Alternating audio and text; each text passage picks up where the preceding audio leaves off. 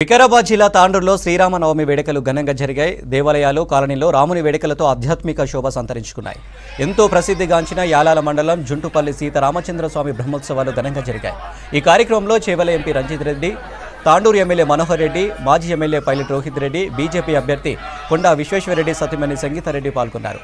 సీతారాముల వారికి ప్రత్యేక పూజలు నిర్వహించారు. ప్రజలందరూ సుఖ సంతోషాలతో ఉండాలని ప్రార్థించినట్లు వారు తెలిపారు. ప్రజలు ఎక్కడ ఎన్ని పనులున్నా కానీ తప్పకుండా శ్రీరాముని వాళ్ళు సొంతగా పండించినటువంటి పంటని అక్షంతల ద్వారా అక్షంతలు తీసుకొచ్చి శ్రీరామ కళ్యాణంలో పాల్గొనడమే ఇక్కడ ఉన్నటువంటి యావత్ తెలంగాణ కానివ్వండి, కర్ణాటక కానివ్వండి, మహారాష్ట్రలో ఉన్నటువంటి రైతాంగం కూడా దాంతోపాటు తాండూరు నియోజకవర్గంలో ఉన్నటువంటి రైతాంగం ప్రతి ఒక్కరు కూడా పాల్గొని ఆ అక్షంతలు స్వామివారికి సమర్పించుకొని అందరం బాగుండాలా, తాండూరు నియోజకవర్గ ప్రజలు మంచి వర్షాలు పడాలా, మంచి పాడి పంటలు పండాలా, ఆయన ఆరోగ్యంగా ఉండాలని చెప్పి ప్రజలు బాగుండాలని చెప్పి ఆ శ్రీరాముని కోరుకోవడం జరిగింది.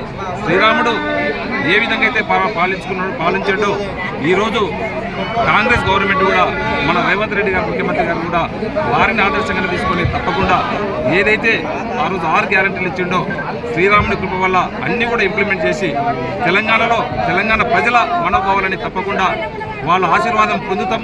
రేపు రాబోయే ఎలక్షన్లో కూడా ఖచ్చితంగా 17కి 15 సీట్లు కంపల్సరీ గెలుస్తాం. దాంట్లో గెలిచే సీటు కూడా చేవెళ్ళ కూడా ఫస్ట్ కూడా ఉంటుందని చెప్పి కూడా జుంటుపల్లి రామస్వామి ముందు తెలియజేస్తా ఉన్నాం.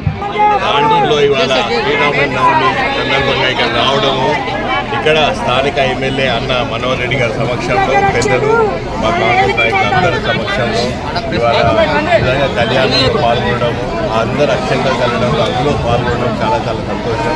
ఇక్కడ ఉన్న అక్కా చెల్లెలందరూ ప్రతి ఒక్కరికి శ్రీరామనవమి శుభాకాంక్షలు.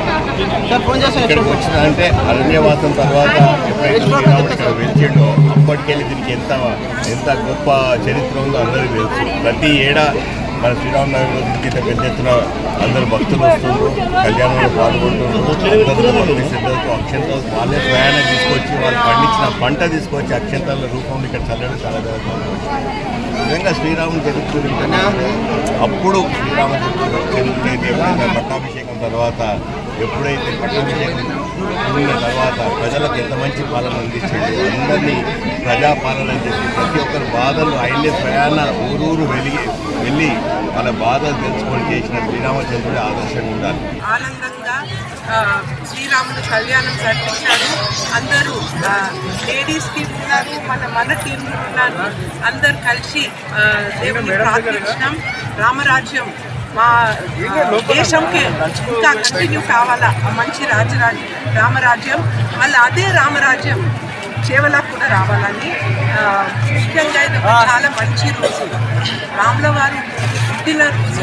ఈ జన్మదినం సందర్భంగా మనం అందరం ముఖ్యంగా ఏం ఆలోచించాలంటే ప్రపంచంలో ఏది మంచి, ఆ మంచికి గెలుపు రావాలి, చెడ్డతనం రావద్దు, చెడ్డోళ్ళు ఉండొద్దు, వాళ్ళకి సపోర్ట్ ఉండొద్దు. అలాంటి మాటతోని నేను అందరికీ శుభాకాంక్షలు తెలుపుతూ